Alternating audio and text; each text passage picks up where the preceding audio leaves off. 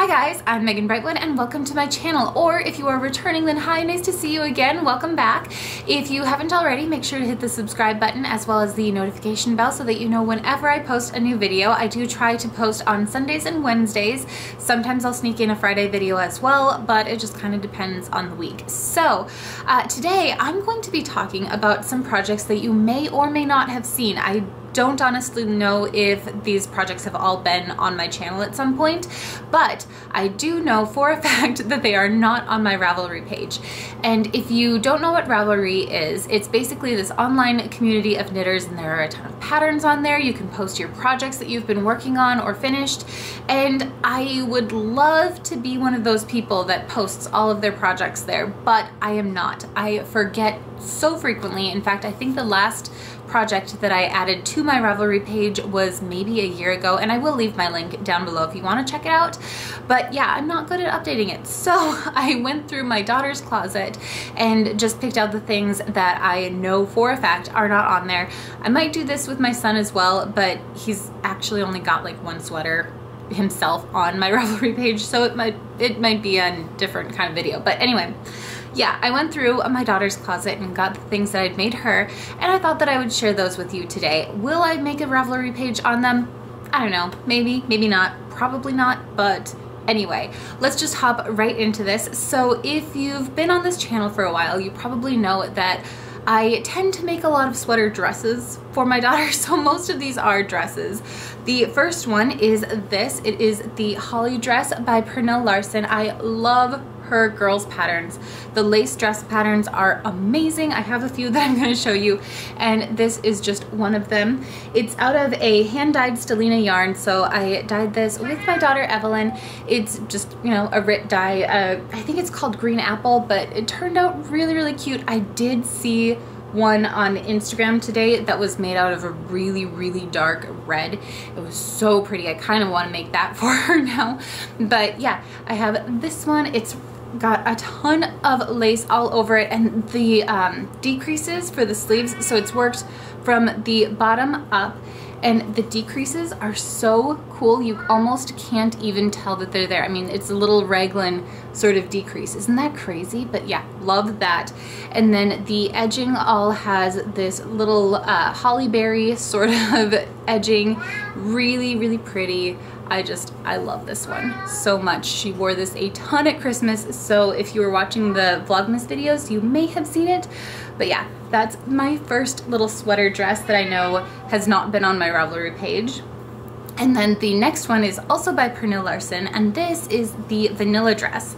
This one is really cool because this is also a hand-dyed Stellina yarn, but I used avocado to dye this up.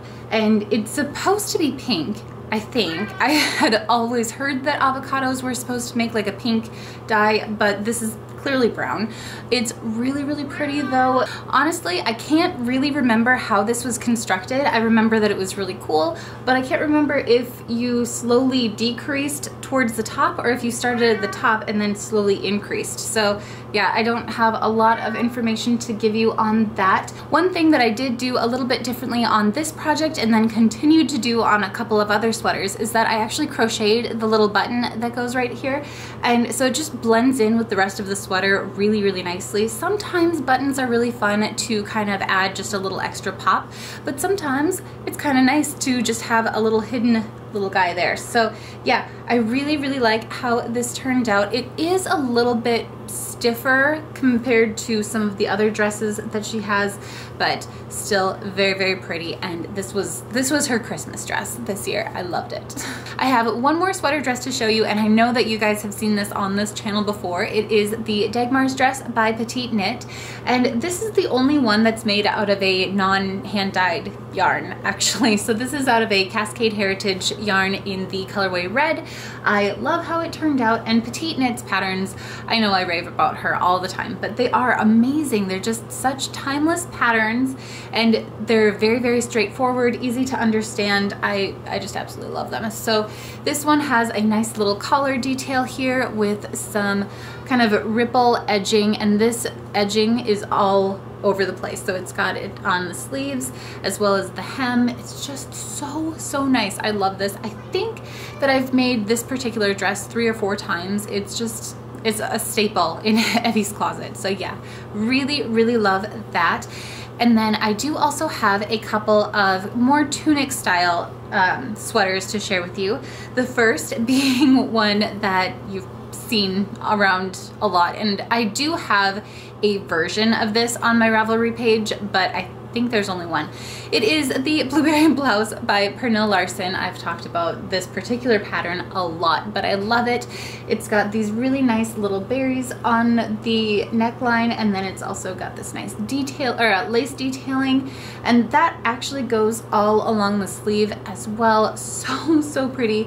Evie helped me dye the yarn for this one. She really wanted a pink sweater, so this is what we came up with, and it took me a long time to finish, but I really love how it turned out. This is another sweater that does have a little crocheted button that just kind of blends in with everything else, and it really blends in because of these little berry details too. So it can be a little bit difficult to button this one because you have to figure out which one is the actual button compared to the berry, but yeah, love it. And she wears this so much. It's one of her most requested sweaters. The last sweater that I have to share with you is this one, and it's also out of a hand-dyed yarn. This one was a really fun one to make. It was kind of inspired by Sully from Monsters Inc. So it's got some really kind of fun tonal blues in there with some pops of purple, and yeah, loved how it turned out. But anyway, this is the Leaf Tunic by Pernille Larsen. I think all of these were Pernille Larsen, weren't they? Except for that Dagmar's Dress that was by Petite Knit. Everything else was Pernille Larsen. Her patterns are kind of confusing, so if you're a beginner knitter, I don't know that I would recommend them, but I really do like these for Evie. So yeah, this is the Leaf Tunic by Pernille Larsen. It's a 3/4 length sleeve, and then it's got these really cool little leaf details on the bottom. Here, I'm gonna see if I can share them with you. It's a little bit difficult to see just because of the yarn that I did use, but I wanted to make this little sweater and that was the yarn I grabbed. So yeah, if I were to do it again, I think I would maybe go for like a green or a cream colored yarn, but I do really like how this turned out, and it's another one that Evie really likes wearing as well. So that's a taste of some of the items that you will not find on my Ravelry page, but are frequently worn in my daughter's closet.